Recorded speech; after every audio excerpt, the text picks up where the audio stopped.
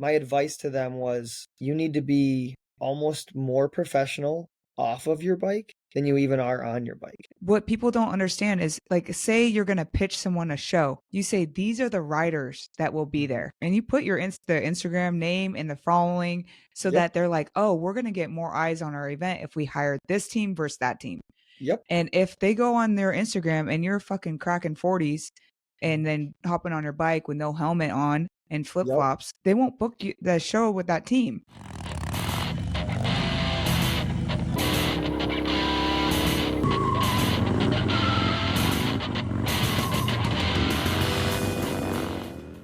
Welcome to Get Vertical Real Talk. This is a Harley stunt riding podcast, and our goal with this show and company is to introduce you to the people and ideas that will help you level up your stunt riding game professionally. And today I am introducing you to the perfect guy for that. This is DADSRAD.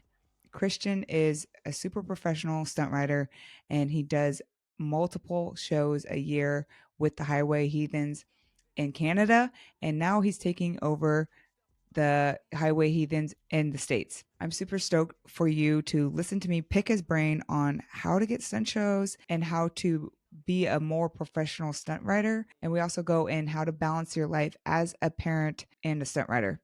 So I hope you guys get some value from this because it is a super valuable episode. We do have some technical issues here and there, so it's kind of funny. If you can count how many different rooms he has to go into, I want you to comment below how many different rooms he has to go into to get good Wi-Fi. All right, guys. So help me in welcoming DADSRAD. What's up, dude? Hey, how's it going? Good. Let's jump right into the meat of our conversation. Tell me how you got started with stunt riding. So stunt riding was not even in my vocabulary. I raced dirt bikes before this, but I didn't even like do wheelies. I just did strictly racing through the woods, like woods racing, not even motocross. I used Instagram a little bit and saw the East Coastin' crew, I think it was hosting like a party, and they were obviously just burning everything down. And I thought this is super cool. Maybe I'll do Harleys and dirt bikes. I don't know.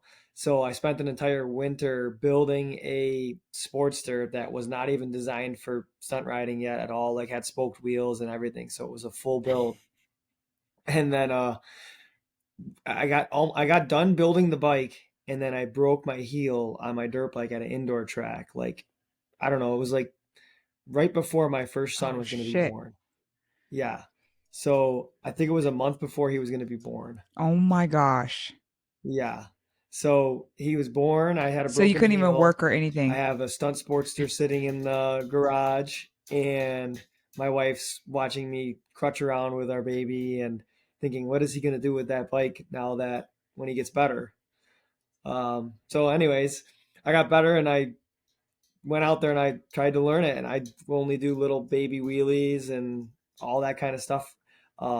It's funny because I even So put like you a learned on the handbrake on the. Sportster? I learned how to stunt ride on a Sportster. I had zero idea how to do Damn. anything. I didn't even know foot brake. I learned foot brake before handbrake, but I knew nothing. Nothing. Who helped you? Like, who coached you? I had nobody. I literally just went out and learned. I asked some tips from Rob One Wheel Revolution because I had found his page once I got more into it, and he was like a big influence to everything. But I had nobody to like guide me and say, "Oh, you're doing it wrong," or "Do this, do that." Like it was just practice with foot brake and learn it. How long ago was this? That was the beginning of the summer 2020. So you started learning in the beginning of the summer in 2020. So you've Yep. only been riding for 4 years and you're fucking killing it. Yeah, it's fun. I love it. And the thing Like is, so you learned how to circle on that bike, on the Sportster. not that one. Yeah, so I didn't learn how to circle on that Sportster, but I learned on the Sportster I have now. Did you learn? So you learned how to circle on your Sportster though. On my Sportster. Yep. What the fuck? That blows my mind. Yeah, Circles are not easy, dude. no, and it wasn't pretty, we'll put it that way. And it still isn't amazing yet, but I mean, it was I have such a drive. Like if you see me at the lot, you won't, I'm not going to probably talk to you. I just ride, like, because I have work, kids, wife's making dinner. I need to go to the lot and I need to ride, and that's what I do. Like, I'll be the one that's doing laps and my bike's pipes are glowing because I haven't paused, and yeah, it's crazy. Like you just have to get it in. You're not there to kick it. You're there to progress. Yep, yep. Like, I'll kick it and I'll help. I end up helping people that are like getting more into it than I do like just like chatting with them, which is cool. I Mhm. like doing that a lot. And like, I love helping anybody that has any questions because I didn't have that. Yeah, you didn't have like a mentor. I had nobody. I just went out and I just wheelied. There was a few buddies that had kind of done it around here, but they weren't really like around me, and we never chatted on certain things. I just kind of would go there and throw my bike around and see what would happen. That blows my mind because circles are fucking hard as shit. Yeah, I still and haven't figured it out on the Harley.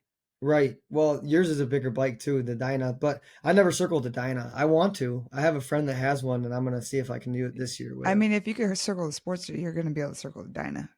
Right. I want to do my Like you just need bagger, but practice. I want to do my bagger so bad, but I just like see it falling and crying. Don't see it because then it's gonna really happen. I know. I know. Oh my gosh. So what mental mind blocks have you had to overcome during that journey? I crashed pretty badly on the first like learning how to do it, and I like shredded my elbow and it's permanently like scarred right to like the bone, and I never like there wasn't anything I could do to like heal it because it would like crack open for like 3 months.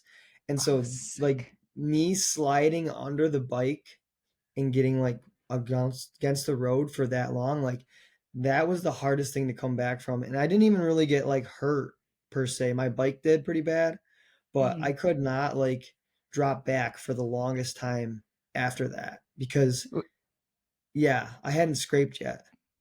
Oh, so this is when you just learned how to wheelie and you're just getting Hmm. balance point. Exactly. And I came back and I scraped and the bike went to the side and then landed on me and drug me down the road, and I was in a t-shirt and it shredded my elbow. Oh. And getting back on it, even though I didn't get hurt, like I said, was Mhm. so hard to break the threshold. And it actually took an entire winter off of the bike. And then the first day back, that summer, the next summer, I scraped like the first day.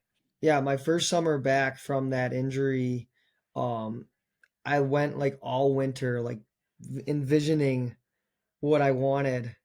And the first day back, I went out and I was scraping the bike, like just every time scraping it. And then like at the end of that day, I was literally like dragging scrapes. What the And fuck?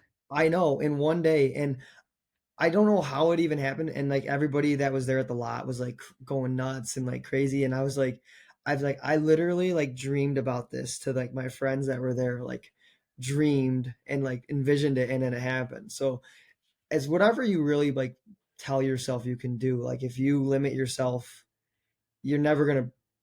There's a threshold, and you have to break it. It's in your Yeah, mind. It's your mind. yeah, stunt riding's all in the mind. Isn't it nuts? Yeah, it's crazy. Like if you tell yourself that you're gonna, like you said, if I say I'm gonna drop the bagger in a circle, it's gonna happen because it's like you're already like setting yourself up for failure. You know how sometimes a negative thing will pop in your head like you're gonna mousetrap a trick and then it fucking happens. How do you manage that? Honestly, I try my best to, obviously you can't do it perfectly, but try to just turn my mind off when I'm riding and like tunnel vision. But I do stunt shows a lot, so I don't have tunnel vision when I'm doing that. Like I'm like in the crowd, and I'm a showman. I like to be a showman, you know what I mean? Like I don't necessarily have the best tricks. I'm not doing helmet drags necessarily, but you put me out there and I'm going to like do my tricks that I'm comfortable with and everything like that, but I also know how to bring the crowd into it. So I I guess the biggest thing is like using your mind for you, not against you.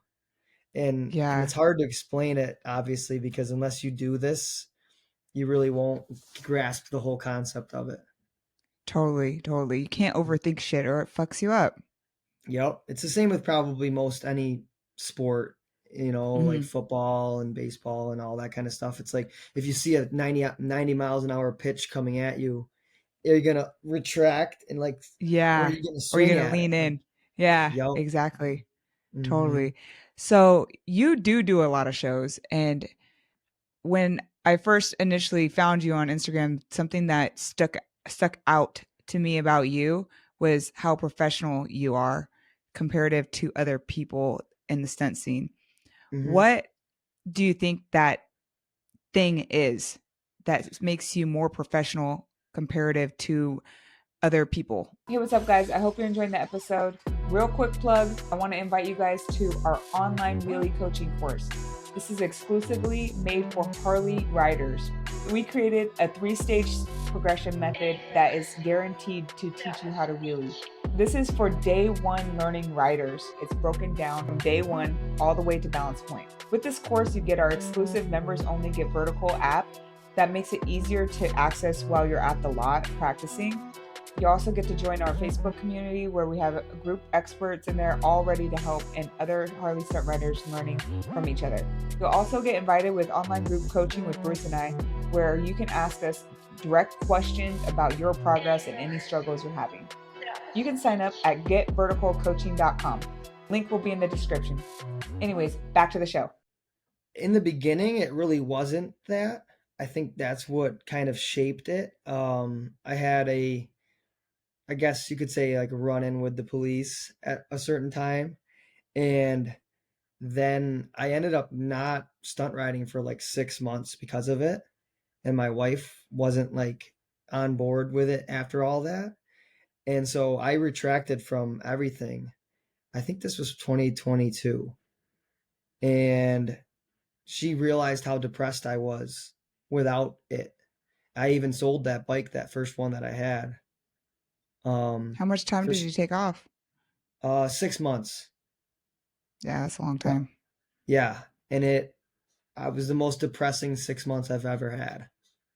So, What made you I want to dive into that a little bit. What made you depressed about not riding? What do you think it was? um, like I still had my bagger and I could regular ride it and everything like that, but it wasn't set up for stunting yet at that time. Um, I don't know if it was just the dynamics. It wasn't the streets because I really didn't ride streets that much. It was mainly as much lot as I could.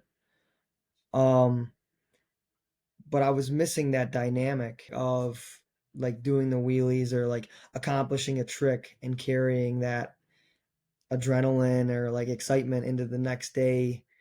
And I bought a trials dirt bike, which is like a one without a seat that you can like jump on logs and stuff with, Hmm. thinking that that would like fill the gap for stunt riding, and it didn't. It was actually Really? worse. Yeah, it was worse, and she knew it. My wife knew it, so she told me to go get another Harley. So I had a '03 Sportster after my first Sportster, which I don't have Hmm. anymore either. And then I got back into it with that. And that was the best thing for me was because after that everything changed from streets and cops to like being mainly in the lot and practicing off of the road. Um, the biggest thing that made me more professional now than I ever was joining the Highway Heathens with Crooked Clubhouse, because the way that that team is ran is like a whole business, and it is professional. So being like streamlined into that and being a whole part of it, it's like a machine. You like grow with it and you see how everything works, and you like, I love the business side of things. Like almost like I know you do too. Like I love to ride my bike so much, and I'll do as many shows as I can, but at the end of the day, like I like being part of like booking shows or like helping finding sponsors and stuff like that. Like I love that. It's so fun and it's rewarding when it works. I mean, you're going to get no's and yeses and hems and haws and a million emails, but in the end of the day when you get like that one yes or something, it's like awesome. That could be what sets you apart then. So, like, I feel like what you were talking about on how you just like to get through the shows. Sorry. You're in a different room and it's making me laugh. It's funny. It'll actually be cool, I think. Yeah, it's like you're People are just gonna be like like, in the middle of the conversation, just change room, literally mid sentence. yeah, because like in editing, you'll have to be like, Yep. Yeah, we'll have to make it look cool. yeah, yeah, be like technical difficulties. Whoop. Yeah, right. So like when you were saying like you like Bruce likes to do the shows and be a showman, and you kind of want to just get through it. Yeah. Um, I think that that dynamic is totally fine for like in a team setting because you'll have like the showman and then you have and he's interacting, but people are still watching you do what you're doing because not everybody's going to see what Bruce is doing, and you want not everybody needs to interact with the crowd. Like people need to be riding too. You know what Yeah, I yeah. mean? And like no matter how hard you ride, like if you're interacting with the crowd, you're not doing like your crazy tricks, right? Like my feet over the handlebars, like you can hype up the crowd, but you're not going to necessarily like, you know, be doing hyping up the crowd while you're doing that trick. You do it before that. Um, but the dynamics of the team, different people for different things is what makes it a team. Not You everybody can know, do. you're right though, because I have rode with multiple riders when we're not necessarily a team. We're just doing a show together and we're all like, it's a paycheck. But Yep. since I've been riding with the Dela Crew girls, the dynamic is different where we're like, okay, you're really good at this, you're really good at this, and you're really good at this. Let's time it out and like Mhm. have a routine down.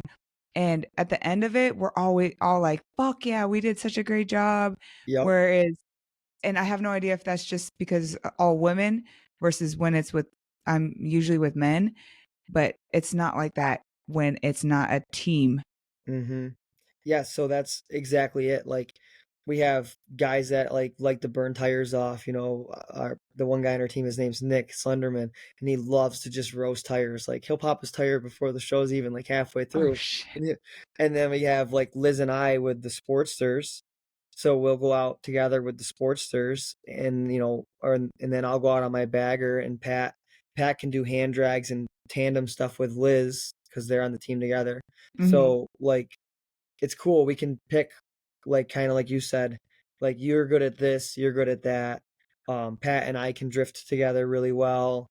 I have like some new ideas for this season and stuff like with my circle wheelies and like maybe like Liz doing a burnout, me doing a circle wheelie around her, stuff like And that. Like, following her. yeah, well, not even just that, like maybe just her standing in one spot doing a burnout. Mm, And then I'll just go around her, it's just stuff like that is really cool. To add in together and then working as a team before the shows even like practicing it all. That's the hardest thing is getting together and practicing before a show. yeah. Because we're not necessarily in the same area. I live in Buffalo, New York, and they're in Canada, so they're only 3 hours away, but not They're even. all Canadian and you're the only. Yep, I'm the only Okay. United States rider on the Highway Heathens. Yep, we have guest And riders, but you made an announcement the other day and I forgot what it was, but you said something about doing more shows in the States. yes, we are doing. We have about two, I think, so far this year. That we're getting ready to get like a schedule put up for. Hmm. But I plan on next year we're gonna like book a lot more in this whole area in the USA. So we're gonna try to bring the Highway Heathens over to the States because they've been all over in Canada for a while. And now that I'm a main part of the team, it gives us a little bit of into the States. And that's what I ultimately would like. I mean, that's where I'm from. So it'd be Yeah. cool to do both sides of the spectrum, not just me going across to Canada every time. So what is your role with the Highway Heathens, like as a business Yeah, side? so I'm one of the main riders with the Heathens. We have normally 4 riders per show, and the shows are in the area that I'm closest to. So I ride almost all of the shows that we get booked. And Dope. then the goal to bring it into the United States would be like I would be the stateside manager under the Highway Heathens brand name. So Dope. I'll run that. And then Crooked Clubhouse is the owner of Highway Heathens, and is a clothing company. Hmm. And then the Highway Heathens is the stunt team. So there's Crooked Clubhouse, Clothes, and then Highway Heathens, the stunting, and then we wear Crooked Clubhouse clothing as the team, which helps the Gotcha, brand. gotcha. Yeah. So you managing the shows in the States, are you going to be the one pounding pavement and building the relationships with those venues and dealerships? Yep. Yep. That's the goal. So I'll be Cool, reaching dude. out and booking events and doing all the logistics stuff on that. That's the plan for this side of everything. And then obviously make sure Pat and Liz and them and Nick have the option to come across and do shows with us if it's feasible. And Mhm. if not, I'll have to figure out riders over here. Wow, you're taking on a lot. Yeah. Yeah, I got to figure out the logistics still of things. We're working through it all, but I've been coached pretty well on how to run business with the Mhm. things.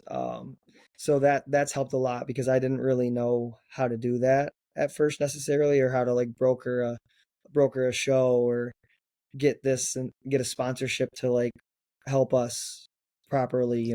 So how does it work? How do you get a show?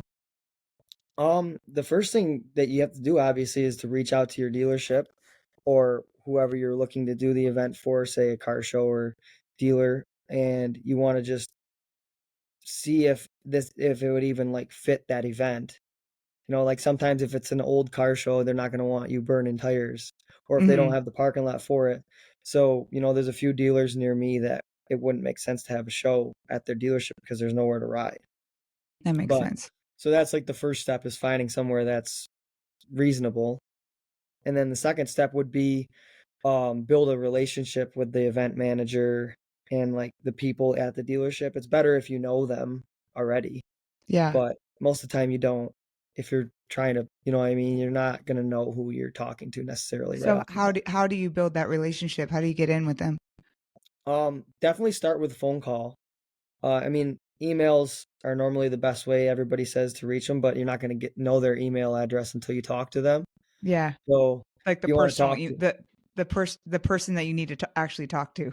and that's the hardest thing that I found with Harley dealers recently is when you call them, like it's hard to get the right person that you want to talk to on the phone. Like they're either in a Yeah. meeting or they're on lunch or they're busy. You have to you have to be diligent. Like you have to really like want to talk to them. Yeah, and keep going for it. Because they don't need you right off the bat. You know what I mean? Like they don't even know what you have to offer really. And there's probably other people that are asking for the same thing. But in the end of the day, to be professional about it all, like all the writers have to get paid. Like I could probably call a lot of people and book shows for free, but that's not what this sport is for. Like I get like starting out in that, but if you want to like be on the professional side of the business stunt team part, you need to like show what you have to offer and what it will benefit the dealership. But you also need to like respect every rider, pay wise. Like travel's not cheap. You have a show 10 hours away. How could you do it for free? You know? Yeah. It's hard booking shows because a lot of venues don't have the funds for like a $4,000 show, Yep. So Yep. our new idea between Bruce and I is pitching them a two-rider show. Yep. So it's cheaper. And as Mhm. long as they're cool with us sending it with no insurance, we can lower the rate, and Yep. at least that gives them some entertainment. It maybe not be maximum chaos, but they don't really care at the end of the day whether there's five riders or two riders. They just need some sort of entertainment to draw people into their event. So Yeah, we I decided agree. to just like go the two of us Yep. moving Yeah, forward. we have different packages like the same kind of thing. Like where the dealer would put us on their insurance for that Mhm. event. So like it would be cheaper for them, where they don't have to pay for our insurance. It's like What towards the, insurance company do you go through? I'm not sure honestly because it's Canadian. Oh, really? Yeah, Like I don't know Shit, you're gonna have to necessarily. figure it out for the States. Yeah, yep, for sure. So I think Johnny is gonna help with that for the Highway Heathens. Um, So I've been told multiple from different people to use K and K insurance. Okay, I seriously cannot be the only one that does not trust insurance companies. Don't you feel like they never pay you what you deserve for your accident? That's why I always call Law Tigers. They're specialized motorcycle attorneys. Yes, there's a difference between motorcycles and cars.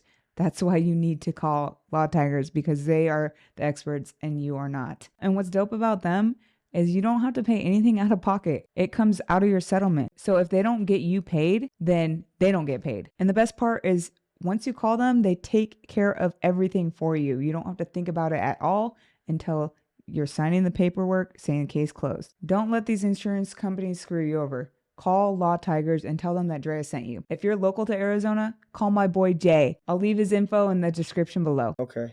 But Yeah, I I filled never out the asked Rob. form. I never Yeah, I asked filled Rob out who he was. yeah, I filled out the form and they're like denied.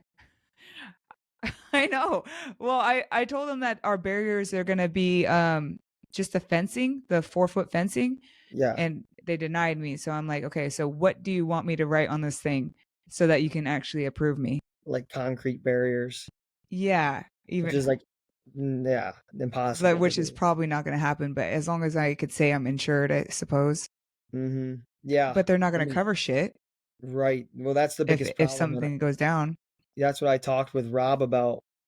Because so Rob, One Wheel Revolution, not to change the subject, but he's the one that got me into this all, and he came into my hometown and did a show here, and I actually got to ride with him here a little bit. Sick. And like a month later or 2 months later, he calls me out of the blue and asked me if I wanted to travel across the entire country to Spokane, Washington, and do a stunt show with him. Did you? Uh, yeah, I What? didn't. I Dude, I didn't used think to live right there, like really. an hour away from there. Yeah, Uh-huh. I didn't think I could do it, and I hemmed and hawed, and I told him I'd think on it, and then my wife was like, "You have to do it." Like he's YU stunt ride, and my bikes. If you look at my bikes, they're built the same as his. That's so They're the cool. same. So they're pretty similar. I mean, he was on a Batwing, and so am I on the Street Glide. So Um, how'd that show go? that show was amazing. But he also explained to me a few things like about like the insurance, and like it's super hard to get to start. Number two, you can't have any claims. If you have Mm, a claim, they're gonna drop you, and then you're done. shit. Yeah. So that's where it comes into play. Where this is kind of why I intertwined it with the conversation we were having with like booking shows. It's Mm, like um you have to be careful because things like the insurance and like crashing or stuff like that, if anybody did were to get hurt, it can hurt um the team for future things. So it's when you're at a professional level like that, you have to be very cautious with things and have riders that are aware of those issues, like you know what I mean? You can't push yourself too hard for those reasons yeah, sometimes I feel really bad because friends ask to if ride. they can get invited to shows, and it's like one there's a few politics that get involved with inviting you to shows if you're not necessarily on a team like Bruce and I aren't really on a team. One, you typically invite people to your shows that will then return the favor and invite you to their shows. Yep, So you typically invite people that book shows. You're yep. not going to just invite someone that doesn't book shows and there's no return on that. Hmm. So there's that. But two is the skill level has to be there. And I'm not saying I'm the fucking best, trust me. No, I know. But you know what I'm saying? Like you kind of have to be there with the skill Yeah, level. well, and I've been talking with some people local about this exact thing, and it was more or less my advice to them was you need to be almost more professional off of your bike than you even are on your bike. Like That's good advice. like like I don't care, not that I don't care how good you are at riding, but you need to be a professional person and personable off your bike, like way more than you can even ride. Like I can't do all the best tricks like we already said, but Yeah. that doesn't mean that you can do like you can probably do better tricks than I can, but I can hold myself up as a personable person off the bike in a different way. And Yeah. you need to almost build yourself like that before you build yourself as a stunt rider and then booking shows. You know what I I love mean? that. You're so So, right because what people don't understand is like, say you're going to pitch someone a show. You say, these are the writers that will be mhm. there. And if they go onto your Instagram and you put the Instagram name and the following so Yep, that they're like, oh, we're going to get more eyes on our event if we hire this team versus that team. yep. And if they go on their Instagram and you're fucking cracking 40s and Mhm. then hopping on your bike with no helmet on and flip Yep. flops, they're going to look, they won't book you the show with that team. Right, not So it really looks necessarily. If bad for the somebody whole else is team. in their DMs, they'll probably go with them, and I don't blame them. And I mean, obviously, price point is a big thing with dealerships because they all have budgets, but it's not just the money; it's also the professionalism. I mean, maybe if it's a young kid dealership and they're all younger and they're like, "Oh yeah, that's sweet, like awesome," but the majority of them have to go through their general manager, and they're not going to be young bucks that are excited for that. They're going to be like, "I don't know, not necessarily our look."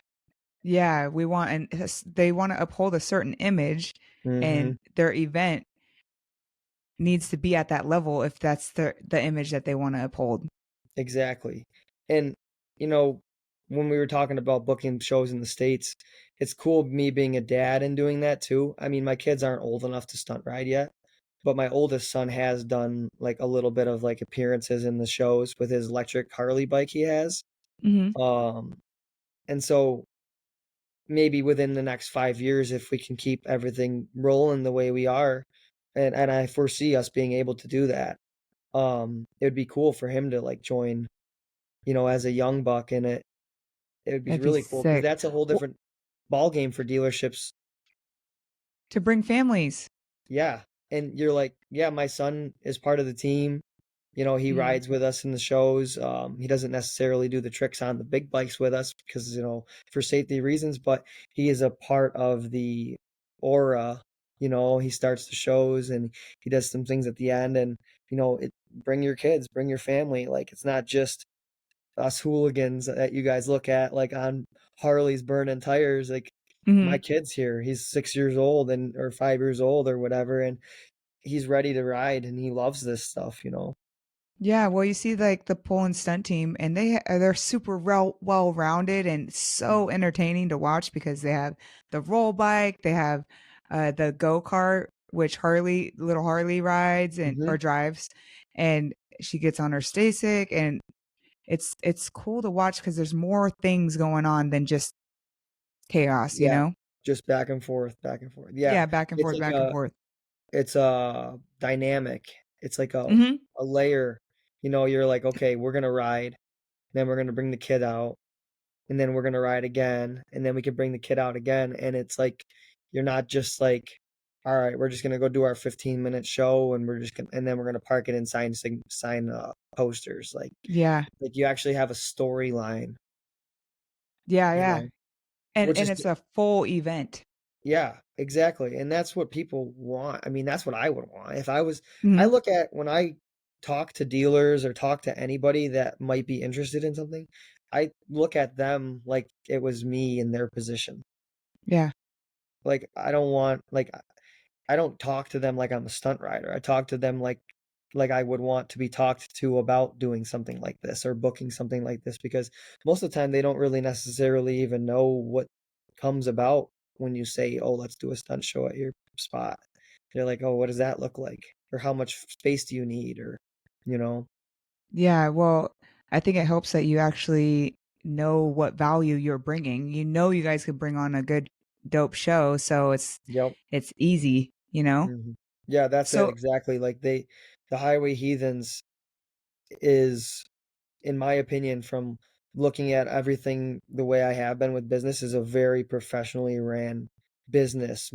On top of being a really good stunt team with good riders, it's just a great business platform to begin with. It's awesome. it's really cool, and I like being a part of it. Yeah, that's dope. What do you ever think about branching off and doing your own team? Um, I don't think so because to start your own, like from the bottom, not necessarily that I'm at the bottom, but if I were to start my own, it would take years, and I don't have the the backing, the following, and like the platform to build with.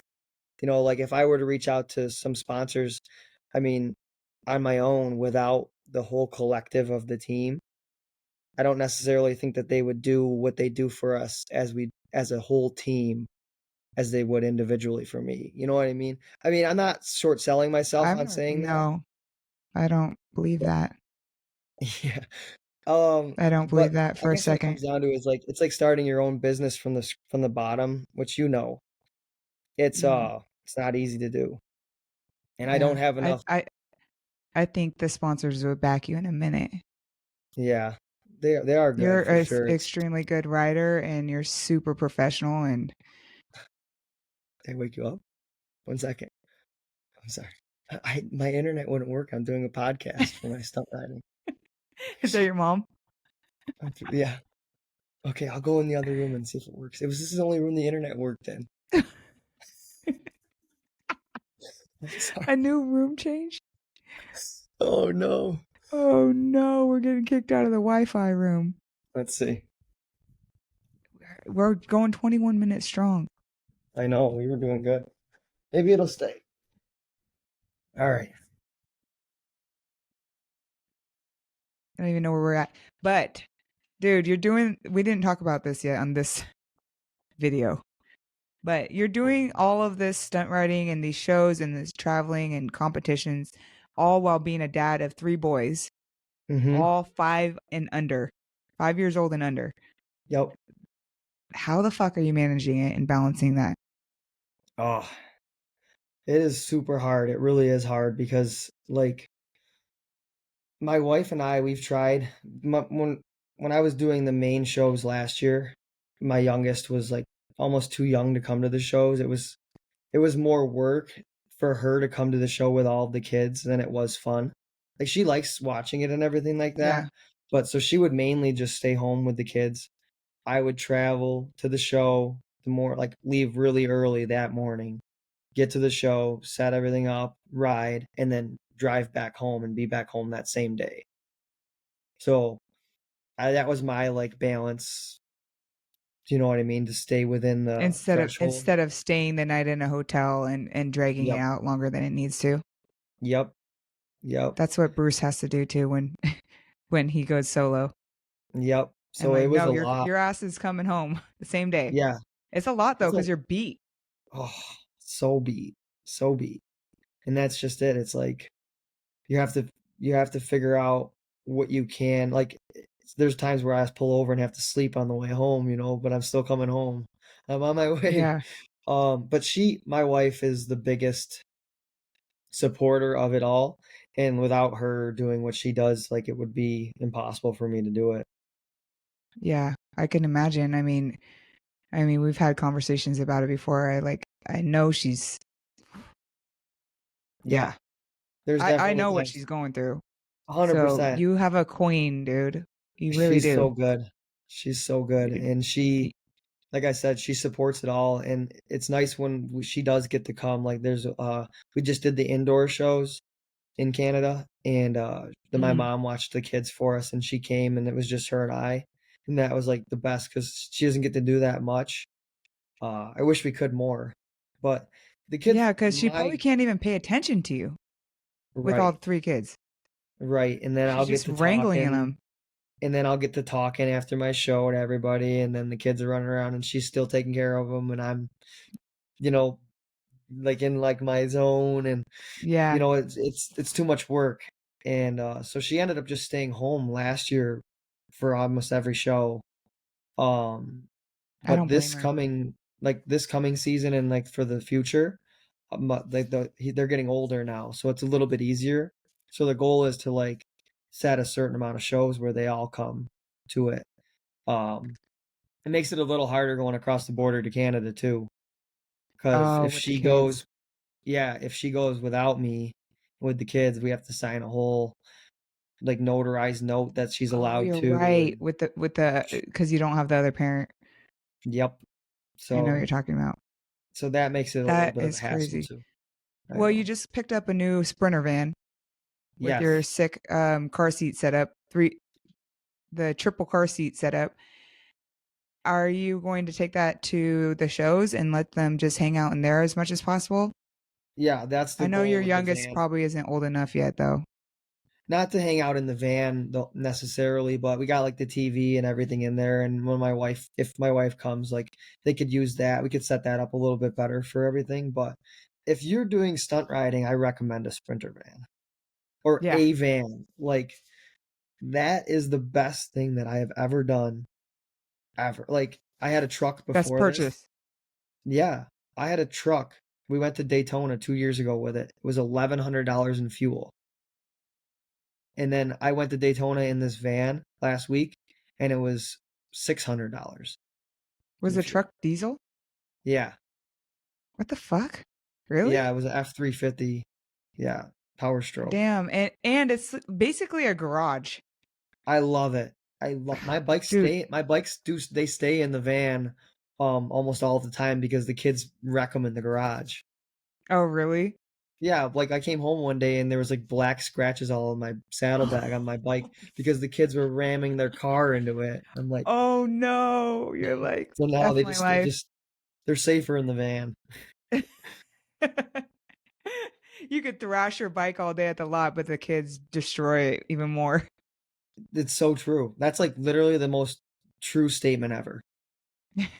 Speaking of thrashing, you just recently gotten in a it looked like a wild wreck, but I don't think you got hurt. What No, happened? so the crash was it was the slow motion video makes it look like super dramatic, but when you watch like the actual time, it's like I mean it was a bad crash. I think it was we'll start over. I think it was probably one of my worst crashes in my 5 years of stunt riding. Not because I got hurt, but because of how fast it happened. And normally, not that you can calculate stunt riding, but normally I'm pretty calculated and I know my thresholds of how the bike can function. And honestly, that happened so fast that there was no reaction. The real time video of that, it doesn't look as crazy. Because it was so fast. It really was that Mhm. fast. Like You that's why just it was got so. bucked off. Yeah, it went low side as far as you could low side in a drift, and then it like slid on the low side and then popped high side but it was all so fast, because it was like mid drift. What do you And think happened? I it was a my tire was still cold, and I had just kind of done one drift before that, and what I think happened was that pavement was like slippery. It slipped and slid out, and then it grabbed like traction again from being like cold and warm still, and then tossed me.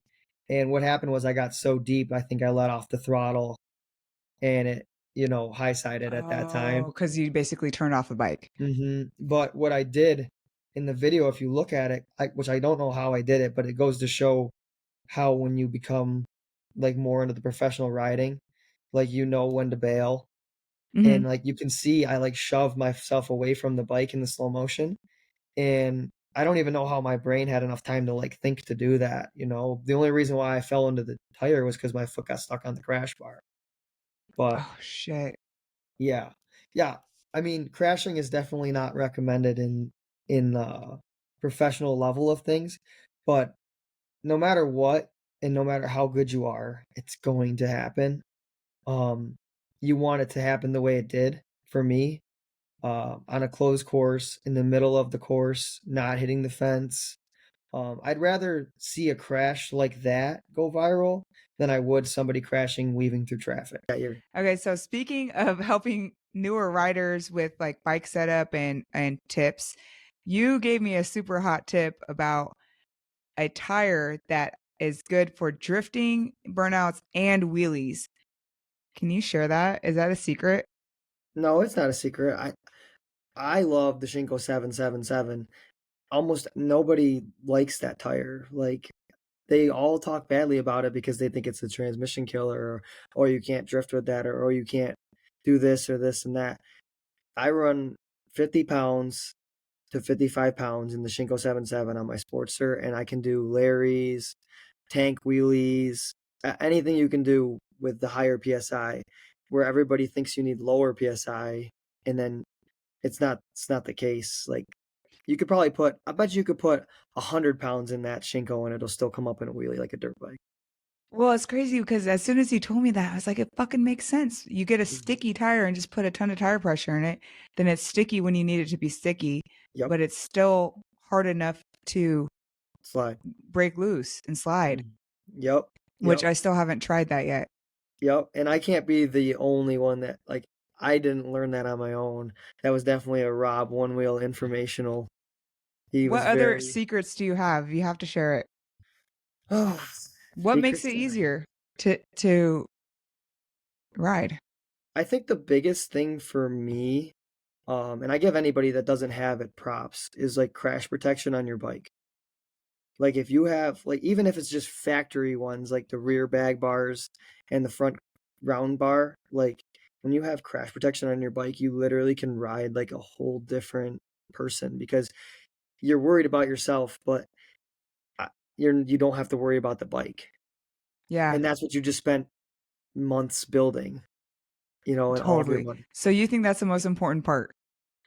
Honestly, anybody that asks people ask me all the time, how do I start stunt riding? And I say, well, put crash protection on your bike. That's your I don't, first tip? yeah, that's it. That's my first thing that I say to anybody, anybody. And I even recommend it if they don't stunt ride. Like I've been in my garage backing up my bike, not even stunt riding it, and I've dropped it over. Yeah. You know what I mean? Like that's the first thing I start with. Crash. What Damn. kind of crash protection do you have on your bike? They say none. I say, well, then you probably shouldn't start doing it. Damn. Okay, well, performance-wise, what would you recommend first?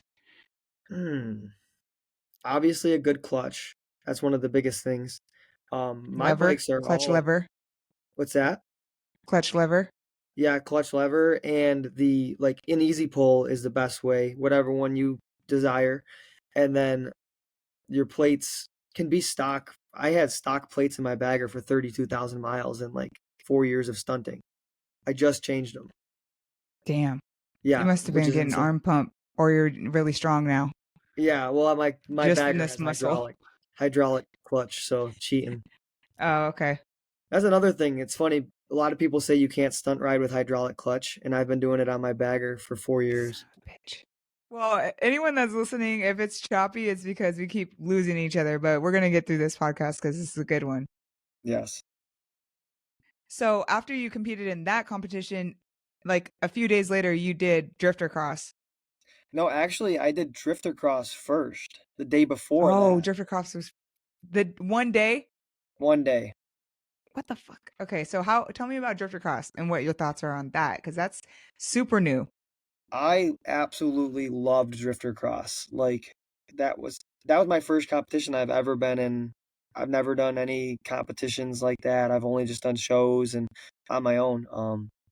Drifter cross was way harder than I expected, first of all, because I had gone all winter from not barely riding my bike to having to ride it as like my most demanding ability.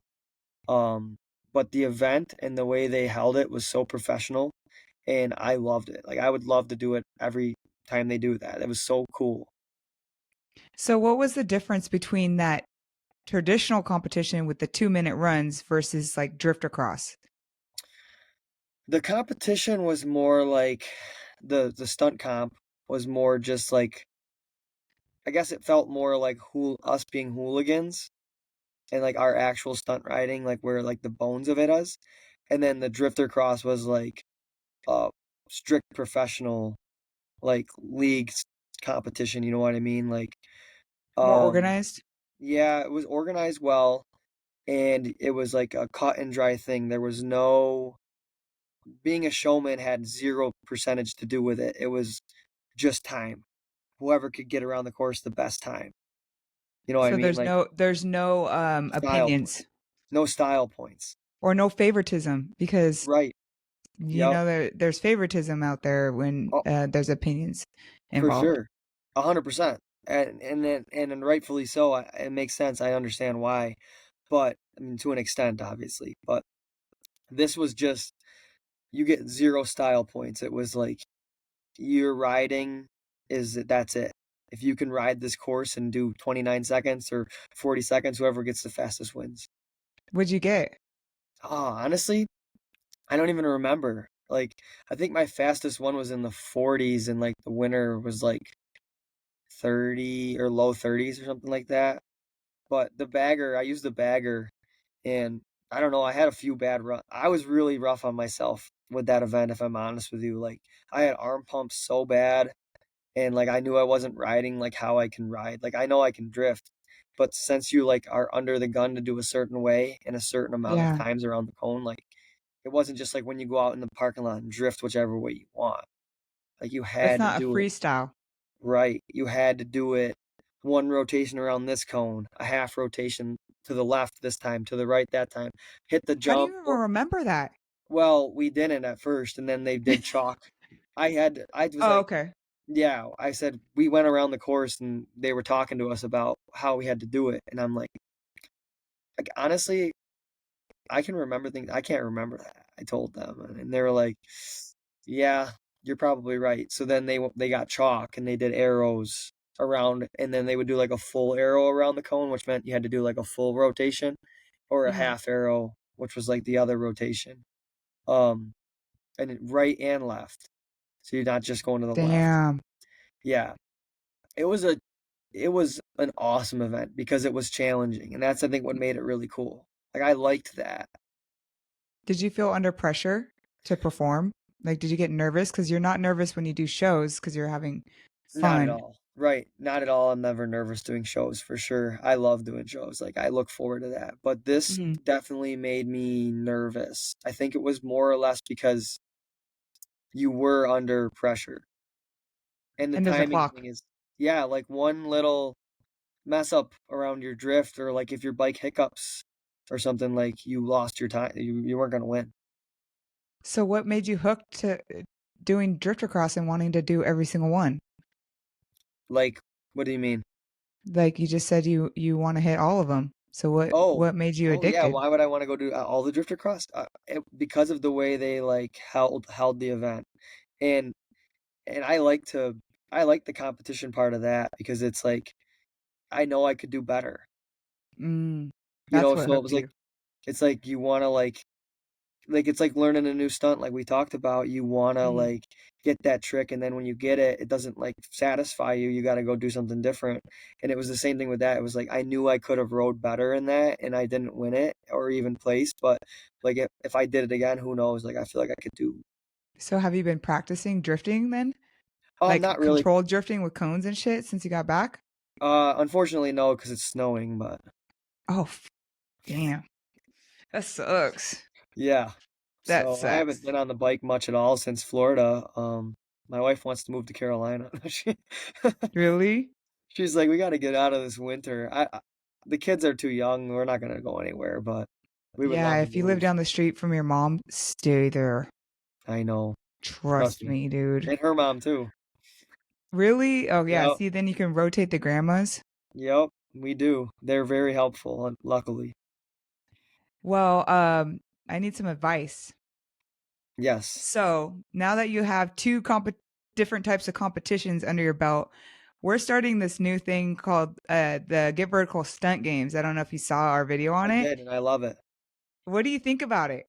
I think it's awesome. Like it's a different dynamic than what we just talked about, obviously. And I've seen the limbo before, not like you guys are doing it, and I love that. I think I never tried it before, but I would love to because it's just something different. And I feel like that's really exhilarating actually to like see who can go the lowest and not crash and not hit that. Like that was cool watching Bruce do that, especially Yeah, with the bagger. it's really fun to watch the guys do it, and Hmm. everyone gets pumped up, and it's more of like a different type of competition, It's like, yeah, you want to win, but you're still like almost like rooting for the other guy too, like, oh Yeah, shit, like. Yeah. Damn, you were so close, you know? No, that's so true. That was really cool. I think the bagger limits you though, so that's like a hard bike because obviously you can only like go so low with the fairing. It was Totally. cool to see him on it though, but like if you're against somebody with a Dyna, they might beat you, and that sucks, Yeah. Yeah, you yeah, know. totally. But that was kind of why I used the bagger for drifter cross. I can drift my Sportster, but the bagger, like, it just is cooler. Yeah. It Like, is cooler. like they just posted a video today, Drifter Cross did in Sly Fox, and it was with a guy recapping like the event, and they have me like jumping the bagger over the median and then like drifting, and So I think it sick. was one of my like bad runs where I was like mad, but when I drifted the cone, I like threw my hand up in the air and like did a one hand drift. Even though the style didn't matter, I still had to throw a little bit of style into it because I knew I wasn't gonna win it. But it was cool to see, like, nobody's really doing it on a street glide. Yeah, well, Drifter Cross invited us to their California Willow Springs event, April 16th, and I'm excited to see how we fit together because one of the things that I'm like made me sad about Drifter Cross is I love what they're doing and how professional they are, but it's like it's racing. It's not stunt riding, you know? And Right. so I think we'd be like a perfect like duo if we brought the stunt games in with them. However, I don't have any balance point tricks in the Oh, stunt okay. games. And that's where I'm trying to figure out, and I needed your advice and maybe the audience too, if they can comment some ideas below on what balance point trick can we do that is not opinion or like game that we can put in the Get Vertical stunt games that is not opinion based. I thought of like the longest scrape, but you need like a huge runway. Yeah, I love the longest scrape. That's my favorite thing because I can scrape for. I haven't done it Days. yet. Like my goal is to like burn an entire block off on my Sportster because I know I could. That'd I be just put it sick. in second gear and just gas through it because I can do that kind of scrape. But you have to do that on the street, unfortunately. You have to have a long runway. Yeah, and I don't have that besides a road. Um, but So if so you can what? think of any like a balance point trick that we can throw into the games that will just like bring everything together, you know? Because we'll have Who the can park? drift, the burnout, and then we need a balance point trick. Yeah, I mean, parking your bike, it could give you whoever can park it in the coolest way. That'd be opinion based. It's got to Oh, be black and white. true. Black and white. Hmm. It's hard. Yeah, I really want a wheelie in there in the games, but I can't right. figure And it you out. can't do circles because not everybody can circle. Think on it. If you come up with any ideas, let me Yeah, and know. if any of the followers, like she just said, comment for sure because I'm sure you guys have a lot of ideas too. Yeah, That's a it tough one. can't be opinion based. I don't want any judging. It has to be like black or white, like this person won or this person didn't, or there's a tie. Mhm.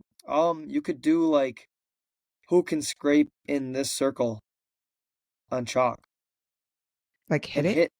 hit in that circle like a target on the ground that you have to hit. Like, oh, like a dot.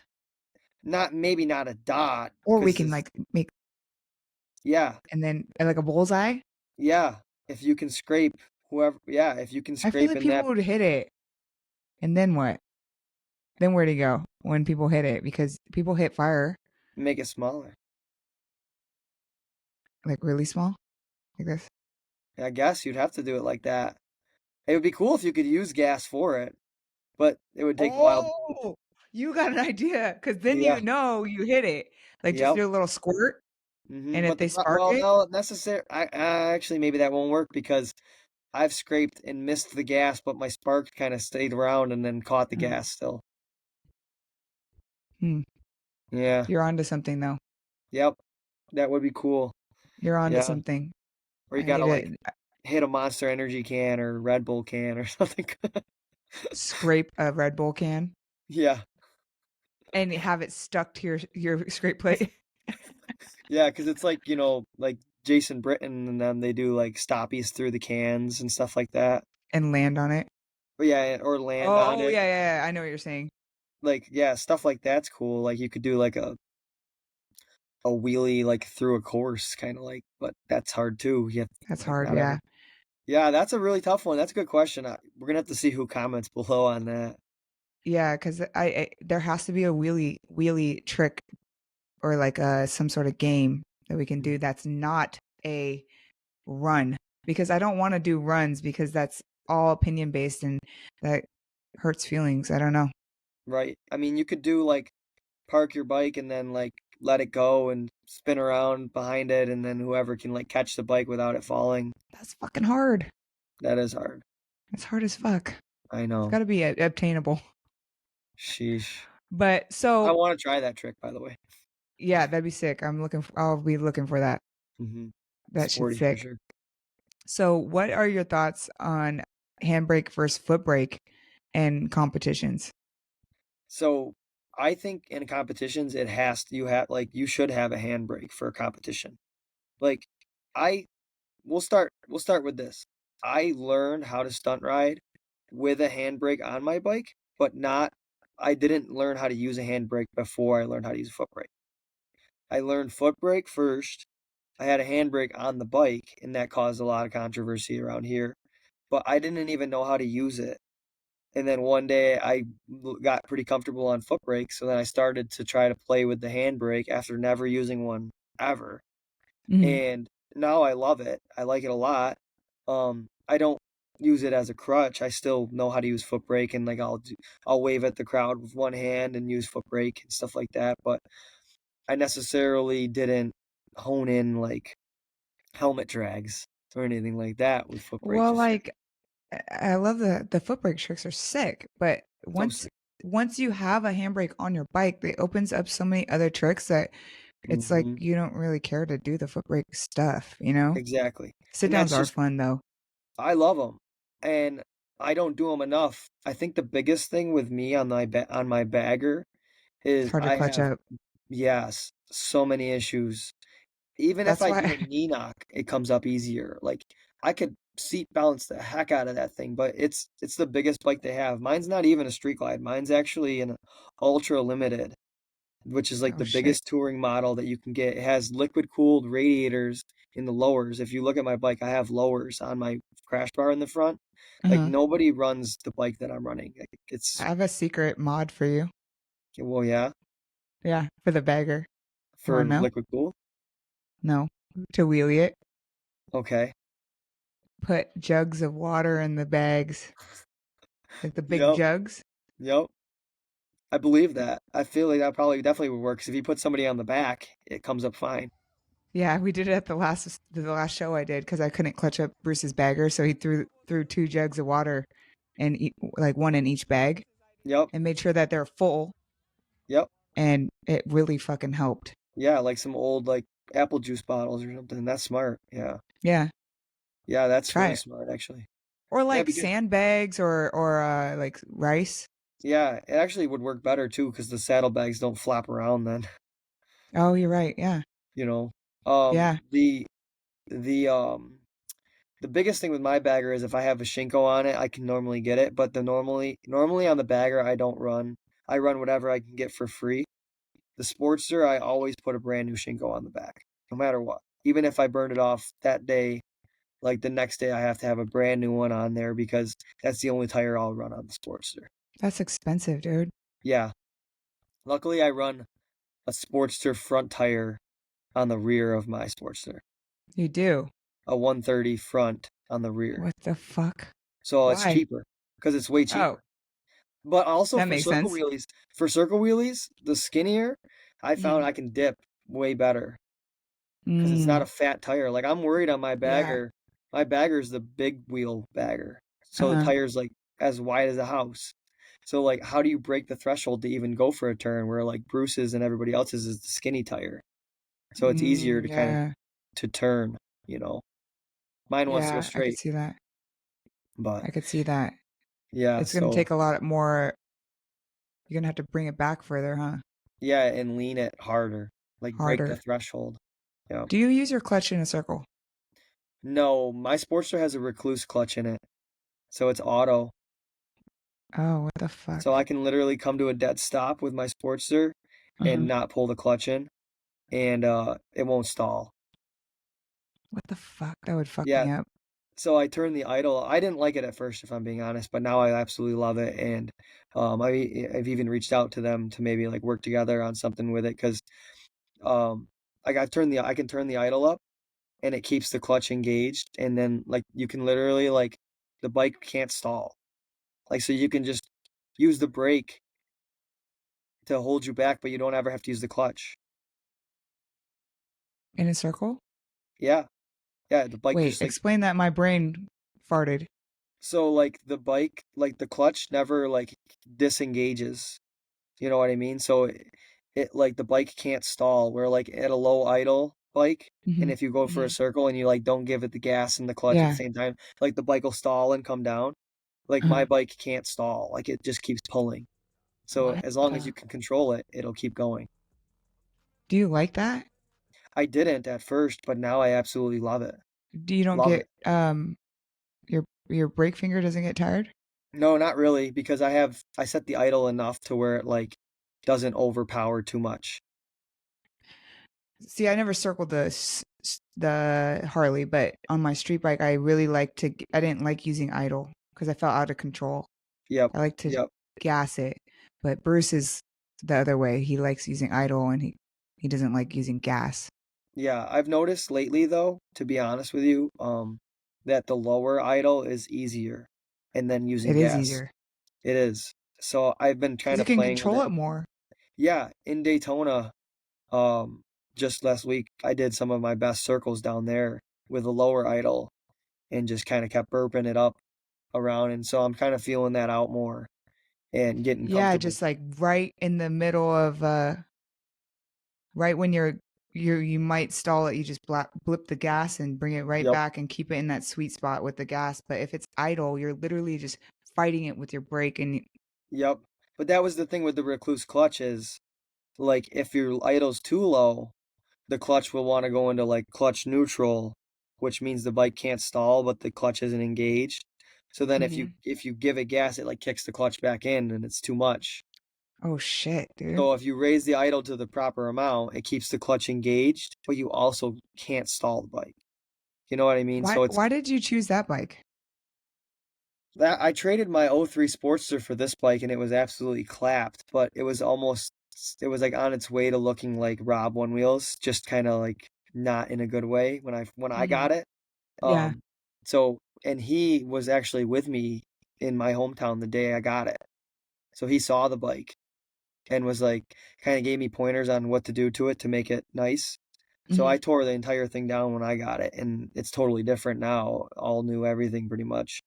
You Um, really look up to him, huh? oh my gosh. I based I didn't like copy anything, but I based my he's a very Style. professional, yeah, he's a very professional rider and he's I got a lot of my professionalism ideas from watching him and seeing how he functions, you know. He's a two Like rider team what too. things did you pick up that was professional that he did that you're now doing? Like the way that he rides for his companies and the way that he holds his team, the way he runs his show is like so professional. Like he's the MC, he's the rider, he's got four different bikes he swaps between. He interacts with the crowd, he does all of his tricks. Like he's watching him ride four different bikes in one show made me so tired. Like I can't even believe that he can do that. Like swapping between my bagger and my Sportster gives me arm pump and makes me tired, but he does his It's a lot. bagger, his Pan America, his Fat Bob, and his Sportster, and does crazy stunts on all of them. Like in And that one. takes practice because you have to practice on every single fucking bike. Yep. He lives in the best spot of the world to do it though, Montana in the mountains. You ever seen his videos in the background? Yeah. He's going through the Beartooth Pass in Montana. That's the coolest place to ride ever. And I was supposed to ride with him after the show to do it, but it ended up snowing and we weren't able to get out and ride that day. But I plan to go D- back out there. don't you love how when you're learning how to stunt ride, you look up to these riders and you think that they're untouchable and you'll never meet them, and then once you actually start doing wheelies or at least doing wheelies, Mhm. they become your friend. This is the Like all coolest these thing ever. influencers. Yeah, all these Yep. influencers that you think are completely untouchable. you realize that they're just like you. Yep, that's exactly it. And for anybody that's listening to that too, like slide into my DMs, like talk about it. I'm not the best ever or anything like that, but like I like to talk. And if you have any opinions on like how can you do this as a dad and kids and how do I even start? Like I told you earlier, I get questions once a day or more than that every single day of the week on how do I set up my bike? What's your advice on this? Or how can I be a dad and stunt ride? Or what should we do for shows, like you said? And I'll give you the best advice that I can, and I answer everybody. I don't leave anybody on unread. Have you ever thought, do you do YouTube videos? I used to have a YouTube channel. It was more when I did like streets and stuff like that. We did some lot stuff, but I didn't really keep it going. It was a lot of work, as you know. There's a lot, yeah. So, Well, have you ever thought about making how-to videos or um, vlogging or anything, whatever your style is? I did a few how-tos on like my TikTok when I had it, and more like with drifting. They weren't like full on like how to drift. It was more or less just like giving you a little bit of the concept of it. Um, I liked doing that. It was fun. But at the same time, it's just so much easier if you have like the people there. Like your guys' course is good. I looked at it for sure, and I give you props for doing that like virtually. It's really hard to help somebody over the internet or that. Like it's hard to help them in the lot too. If I'm being honest, like I have a few people that say, "Hey, can we meet this weekend?" And like you kind of help me. And it's Mhm. like, yeah, we can do that for sure. I'm gonna ride too, but I'll do as much as I can to help you, but in the end of the day, you're still riding your bike. Yeah, well, that's the thing. So I should send you the course so you can look at it, like Yeah. actually like get in and look Mhm. at the setup. It's pretty sick, dude. So we broke it down from, you know how there's like a beginning stage. We broke Yep. the whole wheelie down into 3 different stages. Mhm. So like, there's a beginning stage where you're just trying to figure out how to clutch up. Yep, that's where I started. Yep, and then that's where everyone starts. And then the Yeah. the third stage is the middle of a wheelie where you get stuck in that rut Yep. where you feel like you're doing a wheelie, but you're not to the dangerous point yet, so you just don't progress. Yep.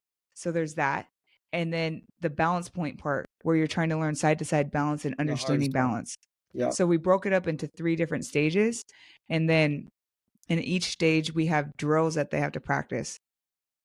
Like And up, we down, up, we have down. videos and actual like drills that you have to practice Yep. until and then you have to meet certain standards to move on to the next one.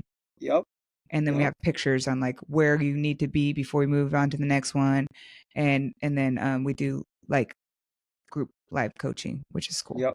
Yeah, That that's one's awesome. Yeah, that's that's the funnest perfect. part. Yeah, you need that stages like that because you can't just that's the biggest thing with stunt riding, and there's a lot of people that watch this, I'm sure, that are new or wanna get into it, and it's like, you can't streamline it. There's no rushing it. I mean, you can practice every day and you can do this every day and you can hone your skills. And I recommend that you have to do that. But you're not going to go from zero to hero. Like it's take your time. Like You not can't it's just not a cheat your way. rush. Yeah, you can't skip steps to success. It's not a rush. And I have some people around me local that I've explained to that like it's not a rush. Like just because you see what I'm doing right now in like the professional team and like booking shows and riding 20 shows a season or stuff like that, like that doesn't mean that like you're doing it too slow or you need to be there right now. Like you don't see how much like it's worked up for me or like I wasn't just handed it, like you have to earn it to do that kind of And it stuff. sounds like you ride a lot.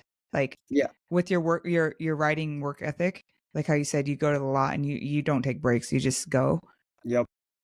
Um how much did you ride in the beginning to get to where you're at? I used to ride a lot. Like I don't ride obviously with my life now, but when I first started it, we just had one kid. Um, so that was pretty cool. I was able to practice a lot. My wife understood that kinda, sorta. She's way better now. Now that I'm professional and I do, shows and I'm I'm bringing on her home side, just so you know. money. Yeah, for sure.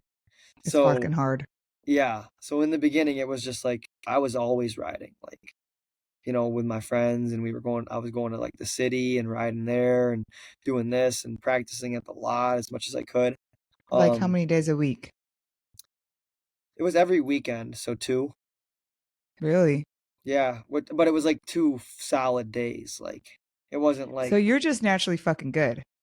I think it's pretty much just that. Like ma- You asshole. I hate people like you. I made myself I made myself have to be good in the time I had to ride, if that makes sense. Like I have to get it in because I only have No, I had to get today. that trick. I had to do it. Like I had to get that down. Like I just learned circle wheelies last year. So I like I'm can't. still learning them, but like I pretty much, not that I learned them at the shows or anything like that, but like I would try different things with them during, events and shows like that. And that was like practice, but during a show, people don't necessarily understand like if you mess up. Like the crowd doesn't Mhm. know what the trick is. Yeah, yeah. We do, and like other stunt riders that are watching it know, and they're like, "Oh, he put his foot down" or whatever. But Mhm. the crowd, they love that kind of stuff. You know what I mean? And like you could kind of like put your foot down and like look over at them, and they think it's the coolest thing ever. But as long as you're not shaking your head and getting mad at yourself because you messed up, they don't know that you messed up. Oh no, totally. And that's one of the biggest things that I try to tell everybody too at shows. It's like they don't know if we messed a trick up, so don't like get mad or get like shake your head, or like Or they feel see like that. less of a rider. Yeah, they see that, and it's like they don't, that doesn't matter. Like they don't know that That you. was Yeah, that was Yeah, the hardest thing for me doing shows, and I hated shows before.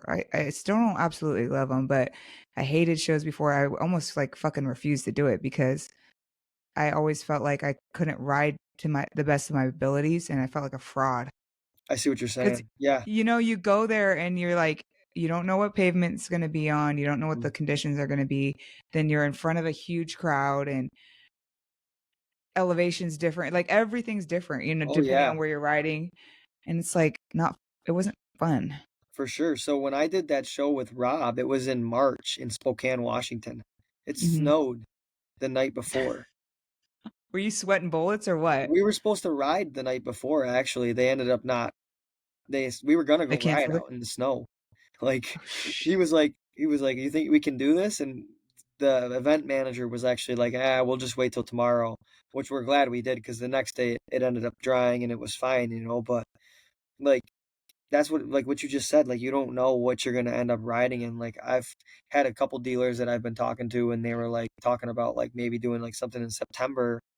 And they're like, "Well, sometimes it like snows here at that time," and it's So like, how do you even charge for a show that you can't ride and you've shown up and you were ready to go, but you couldn't perform? yeah. So like you have to book a retainer. Like you would book the show, like they'd set the date, they'd give you the deposit, and you have to set it down for like either like a like a non-refundable one, um, or you can change it to like a rain date. So if there was a snow or a rain date, you could That's a maybe. good idea. So if it's at the I end of the didn't year, you could push it to the next year and I keep never the thought show. about accepting a retainer, dude. Yeah, Smart. That's yeah. super So smart. because then you got the show, and How much you is the retainer that you guys collect? I would say anything between 500 and $1,000. Oh, okay. That's So, fair. because I then, probably depending on how much the show's gonna cost them. depending on how much the show is going to cost total, right? Yep. Yeah, yeah. That would be the best way to do it. But I mean, in the end of the day, you guys don't want to lose either. You know what I mean? So if you were to travel or something, and then they were like, "Oh, we're not going to do the show," well, then you keep the retainer. But Retainer. if they cancel it because of rain, and then they promise to do a rain date, then yeah, you can transfer that retainer to the next year or the next date if it works for Yeah. them and you. That's smart as But fuck, dude. yeah, so because like when you're making a schedule, you want to know that you have those shows. You don't want to put out a schedule and everybody sees that you got 19 shows for the year, and then you end up only riding like 10.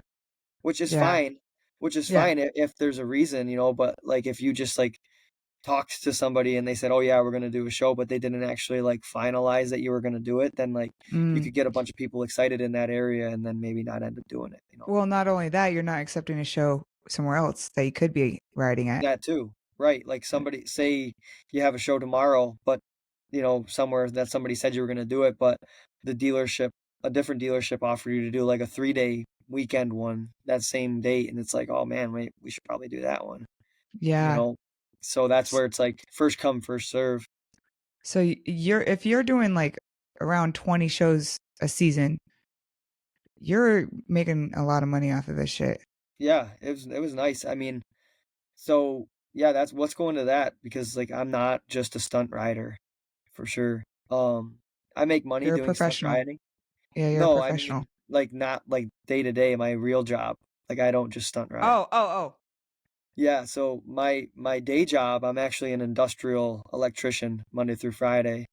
So I have a full-time job as well as the kids and the Yeah. wife and then the stunt riding and doing all that. So stunt riding has always been my fun thing to do, but it's even cooler now that I can get paid and do it. Fuck yeah, it's extra money.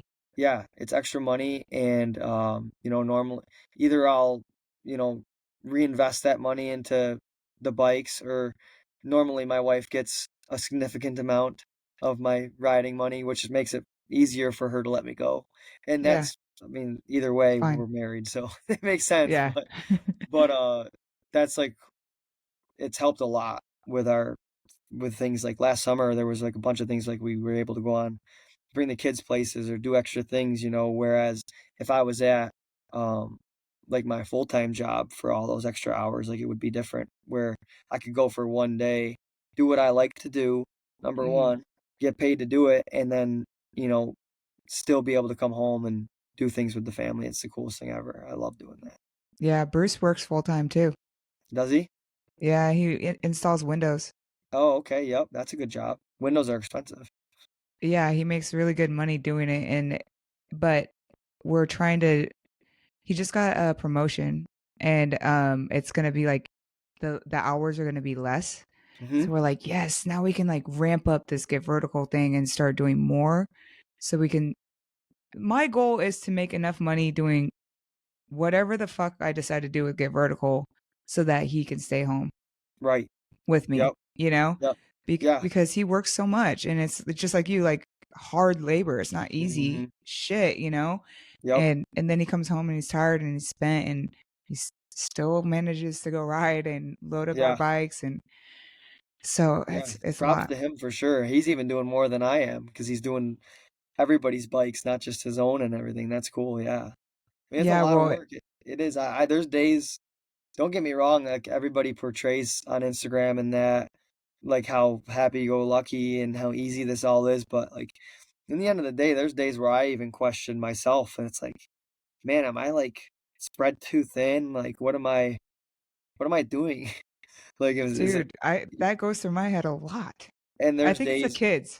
Yeah, and there's days where I come home though sometimes though, and it's like you just have to hug the kids and or hug my wife, and it's like, like tomorrow will be different. Like we won't like whatever you're feeling right now, like probably isn't the same as what it will be the next day. Like you don't ever want You, to make dramatic decisions is what it comes down to. Because with my work right now, like we're going through changes in the union, and like my hours might change. Like we might be doing 4 days, 10-hour shifts instead of 5 days, 8-hour shifts, which would be that might good. be Like you just better.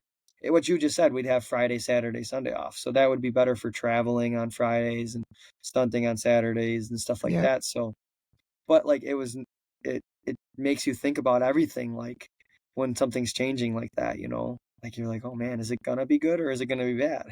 You don't know. Yeah, So yeah, totally. And what's cool is that you can make money on the side too when you're having fun and on your days off, you're riding, doing the yep, shows. You love doing shows, so you make extra money for the family. yep, You're exactly. basically always working then. Always working. Yep. And my wife and I, we do the old swap-a-roo most of the time during the week too. So I'll get out of work, grab the kids from her at her work, and then she'll go to work. She's a nurse, so Oh shit, dude. So, yeah, I'm trying to convince her to work full time, but I don't know if I could be a full time stay at home dad. Oh, no, you wouldn't last a damn day. Bruce Uh-uh. always threatens me. He's like, She knows "Well, it. why don't we switch then?" And I'm like, "Okay, Yeah, good luck, bud. yeah, good luck. You're not gonna That's what she says. We the talked house is about it gonna yesterday, explode." actually. We talked about it Yeah, yesterday. Yeah, and she was just like, "Well, if you can," well, she said a few things, and then her biggest word that she repeated was, "If you can handle the mental part of things." And then she's like, "Did you hear exactly. me? I said mental part of things." And I was like, It's not "Man, hard. It's just mentally hard. yep. Physically, Well, it's like yeah. the kids are kids, but Yeah, mentally, you're totally. like, "Oh man, what do I have to do?" What like you open up the kitchen, the fridge, and you forget to shut it and for after you do 10 other things. That's so funny.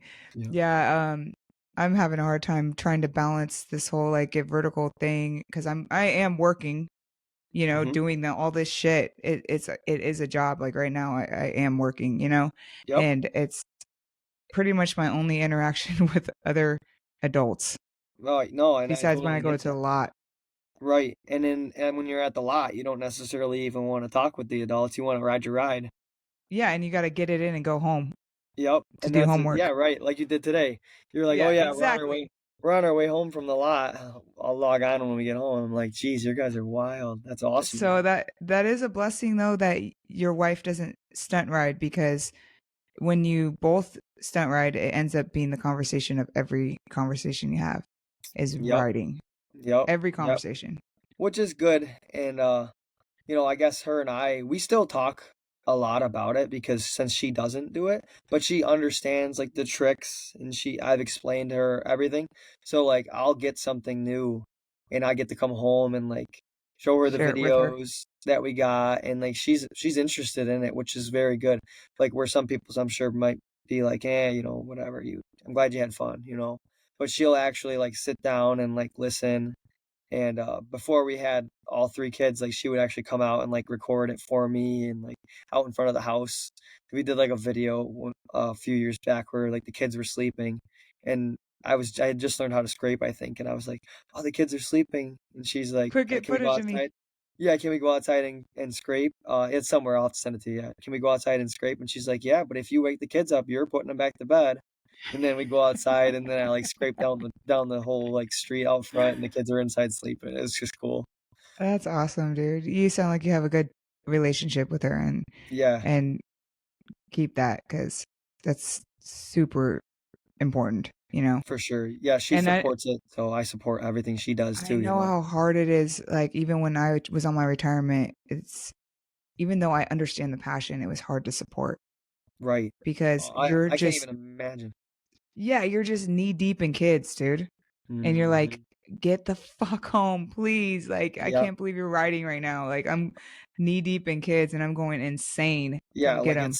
it's like 9 p.m., these kids are, like, destroying my life, and you're out riding with your buddies, I'm like in fucking prison at home and you're yeah, like going having a great time and I should be riding too. And yeah, yeah, it definitely happens with her for sure, but like I said, I know, like, the limits that not that I push to the limits, but I just know, like, what needs to be done to make this work properly with mhm, her and and the kids. So I make sure that that happens. Like, if she says I need to be home by 2 a.m. on, Saturday after I was just in Canada all day doing stunt riding because she has to be to work at 6 in the morning, and I'll be there by 2 a.m. You know what I mean? Like, yeah, I won't, like, even if it's like, "Hey, guys, I gotta go." Like, I'll that's help you as good. fast, but, like, I don't I know if she says it, it's gonna happen, so I make it happen. Yeah, that's Bruce is pretty good about that too.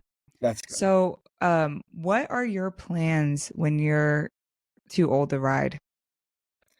So, I'm hoping that, like, I can keep this professionalism as professional as I can, because once I'm done stunt riding, I wanna stay within, like, the motorcycle community, be it helping people ride or helping people learn like that, like to ride.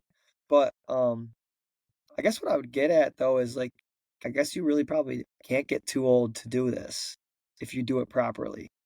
like not calling anybody like out and like making them old or nothing, but like Jason Britton and them, like Yeah. they've been doing it for years, like, Yeah, you're right. and he's broken his back and his spine, Multiple and times and I mean, it's crazy that he can still do it. He's probably not at the level that he ever was, but mhm. um, He's I still don't know out if you here. can necessarily do that on Harleys. I don't know. I mean, they're not. I never stunt rode a street bike, so I don't know what the difference is. I mean, they're lighter, probably easier. So, Easier to clutch up for sure. hmm Once you get it I would up, it's like to harder. get. I would like to get something like that to play with, You should like a try it. street bike. I think it's harder once it's in balance point, Yeah, but getting it into balance point is easier, and you don't have to circles worry look about easier. tire so much. Circles look easy. I don't know the difference between a circle on a Harley and a street bike. Right Yeah. now, Harleys are harder. All I know is when I go for a circle on my Harley, it does not want to do it. It's just all the weight goes to like it's Oh, I not could see proper. that. Like it's Yeah, so I could see heavy that. when you first turn. And it's like, how do you even do the first turn? That's the hardest part, is like the first turn. And like, What makes me leery about them is they look like so leaned. yeah, that's gonna crush you.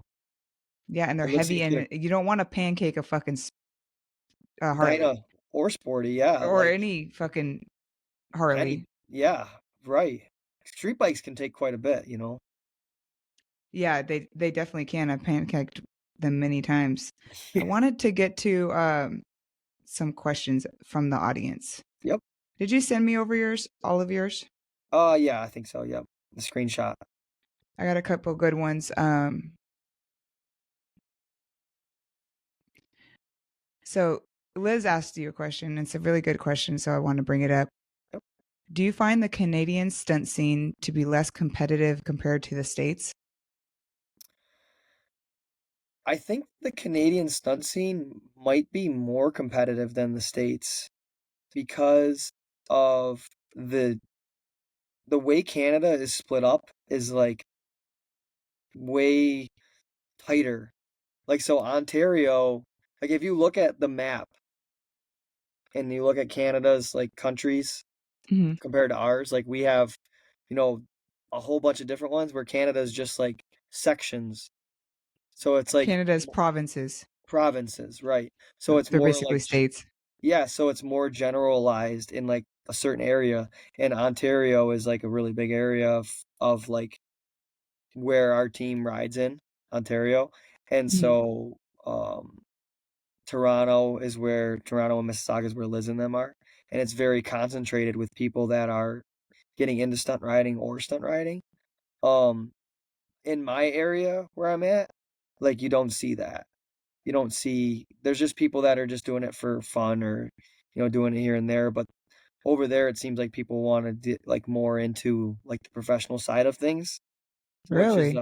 yeah, which is cool. That's good and everything like that, but you just have to do it the proper way is what it comes down to. You know what I mean? You can't, like I said, you can't streamline things. Like if you're just starting out today, you're not going to be riding professional shows. So Maybe you after think one that season. they're trying to get into more shows and like kind of like push their way in? Yeah, like we're around here, at least where I live. Like maybe if I was out more near California and that, it would be different. I don't necessarily know that scene. I haven't really traveled too much from mine over here. Um, I got even from where I'm at right now, I'm like 10 hours or 11 hours away from East Coastin or New Hampshire, Mm. because New So York's what you're huge. saying is there's more stunt riders in a smaller area, so they're all fighting for the same things. Yep, yep. I could see That's that. what I see from going across all the time. Yep. Wow, that's interesting. Yeah. I could see that. I guess it's kind of like that in Arizona because Right. You guys got a lot of people, right? it's a huge stunt scene here. Yep. Um, I hope I don't piss anyone off, but I'm getting shows, bitch. Right. I'm No, gonna that's what try it to is. get shows. Well, that's what it is. And you know what? In my honest opinion, from to cover on that, more power to you. Like go book shows if you think you can do it. And Mhm. I'm gonna do it too. And may the best man win. I Not that know, it's and a competition, it but just is. in the end of the day, it's like, yeah, anybody and everybody can reach out to these businesses and companies, but like we talked about, if you're the more professional and if you're better off your bike than you are just on your bike, like you could do every trick in the book on your bike, but if you can't talk to people, then you're not going to book a show. Yeah, and if you can't show up professionally. Right, yeah, and if you're an alcohol, if you drink before the shows and you come hungover or you're late to shows or I made a post today and it had like a quote on it and it was me doing like a flamingo on my gas tank on my Sporty. Oh, I saw that. Yeah, and it's like be a pro, show up on time. If you're late, you can't be, relied upon and stuff like that. Like everything in that quote is true and I live by that. Yeah, well, So that's your reputation. yeah, it's Period. your reputation, your representation, and it's you. Has to be. It is. I mean, If you want we this to had go, if you want this to go from being a rider to being professional to being a business and still keeping it fun, it has to be that way. yeah, I Mm-hmm. love that. Yep. You're so right. You're so right. So, the next question. Evil Sins. She's my favorite question asker. Okay. What has been your favorite stunting experience? I think I'm gonna have to say doing that show with Rob, One Wheel Revolution. I That's traveled. one core memory. I'm from New York, and that's almost as far away possible as it can be from Spokane, Washington. And I That's far. traveled to Wisconsin to meet Joseph Beavers, Joey Burnout Beavers, and we put all of our bikes in his Sprinter van. Went across from Wisconsin to Montana, stayed at Rob's house in Montana, which was the coolest thing ever. I got to stay at his house. And then What? the next day we traveled to Spokane, Washington for a 3-day event. It was 3 days of shows. That's So sick. so we did 3 days. I skipped Daytona that year for it because it's the same week. Um, did those and then we went back, all the way back, and then that was when I got a Sprinter van after that too. Was because I drove across country in Joe's Sprinter van, and I realized how cool they were. So literally on the way home from that trip, I traded my truck. I made a post for my truck for sale or trade on Facebook, and before I made it back home to my house from that trip, I came home with a Sprinter van. So I You're like, left I my need truck on one. the way. I Yeah, need one. I did. So, but that's a core memory, and that's probably one of the coolest things I've ever done in stunt riding so far. Was somebody that I started stunt riding, like based everything off of, had me travel across the country to ride with him. That was cool. Why do you think he chose you to invite to I that think 3 day event? I think he saw what you said, like the being the dad and professional. Um, I didn't necessarily have the best riding skills, in my opinion, compared to how he rides, in his shows. But he kind of we kind of talked to each other about how it would look and how the shows would be. And he knew what I could and couldn't do with my tricks, so he kind of gave me my own little section of the show. And then we did our section together with the street glides, which was cool. We're not no like I said once again, like everybody stunts road glides, so you don't see many people like him and I with the street glide. So we were able to do like a section together with just the street glides, That's and it was sick. cool. Like we would go opposite directions, and him and I would do like foot drag scrapes past each other, going opposite ways, and we were talking in the helmets, and Epic. that was awesome. That was so cool. Epic. Yep, yep. I think he saw the professionalism that I had, and like wanted that to be. He wanted me to see what it could be, because I had just I joined the Highway Heathens before that. Oh, really? So he probably he's seen you from the beginning learning and he saw potential in you and you continue to reach out for help and mentorship from him and he's like, "Let me take him under the wing and show him the next What, level." yeah, what this can be exactly, Hmm. and that was just it. So I did that with him, and then like I said, I had just joined the Highway Heathens, so we hadn't even done. I think we did maybe one or two shows before I did that show with him. Um, And yeah, that opened my eyes up to how like professional his shows were and stuff, and we were able to like kind of feed off of that too, which was awesome, you know. That's cool. Well, maybe one day you can do that for someone else Yeah, and that looks that's up to you. yep, and that's my goal for sure. And that's why I try to tell everybody that like I talk to around here just to slow down and like, there's some young kids around here that are really getting good on their bikes and that. And I just want them to build themselves before they like build themselves off their bikes and as a person before they just see like what I'm doing and like want to jump right into it or think they can like streamline into it just because they either know me or they know like or they see everything that I'm doing or what we're doing or how the business works. It's It's like, all glamorized.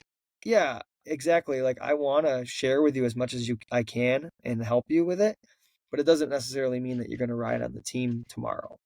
You Yeah. know, give it a season, give it a couple seasons and grow like a It's hard motherfucker. to break hearts though, like that. It really is. And sometimes you have to have those hard conversations. And I hate to do that. I'm not that kind of person. I'm the I nice know. guy. Like I'll tell you what you want to hear, but I also need to not do that. Like I'll also tell you what you have to hear because I've had that happen to me. My grandpa was the reason why I started motorcycle riding and he was like old school. So he's who got me into all this and I kind of live by how his mentality was with all this kind of stuff. So it's like earn it, Yeah. Yeah, earn it. totally. Yeah. What impact do you want to make on the Harley stunt scene? I think the biggest impact I want to make on the scene is to let everybody know that no matter what you have going on, you can still like do this. You just have to find that balance. And I don't want anybody to get discouraged, is what it comes down to. I want everybody that thinks that they can do stunt riding or wants to do stunt riding to try it and do it, but also set your goals to be responsible, like with your family and think about everybody's feelings and how everybody is with that. Like, but you can excel with it if you do it properly. If not, it won't work the way you want it to, and you won't grow to the level that you could be professionally. It's just everything has to work right. Your family has to be first if you have a family. If it's just you on your bike, then I still recommend you growing yourself first, and I want everybody to know that they can be a professional rider, but you have to be a professional human being first. Oh, I love that. That's Yeah, so that's good. yeah, Y- because I want everybody. Whenever somebody says something to me or I help them with. I've helped people with like reaching out to companies before. I've given them a little bit of an insight on, say, tell them what you have to offer, and they might come back with a discount code or free parts if you're lucky or whatever like that. It doesn't mean you're going to get paid by them if you have 800 followers, but it doesn't also mean that your content is good enough to maybe do something for them. Mhm. Um, but I tell everybody there's plenty of room at the table. That's my There is. favorite saying.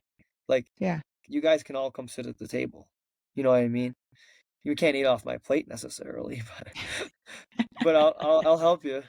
Yeah, yeah. No, I'll give you some forks and spoons, but I'll I throw might you not a give you bone. I Throw might you a yeah, right. bone. Yep. Yep. But in the end of the day, we all earned this. Like it's not just there's no just an easy way in.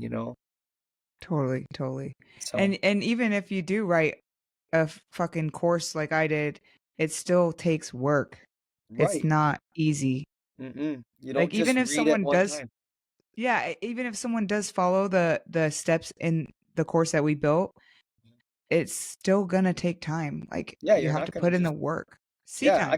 I could if I had just started today and I got your course, I'm not gonna go out tomorrow and scrape my fender No. unless you're crashing.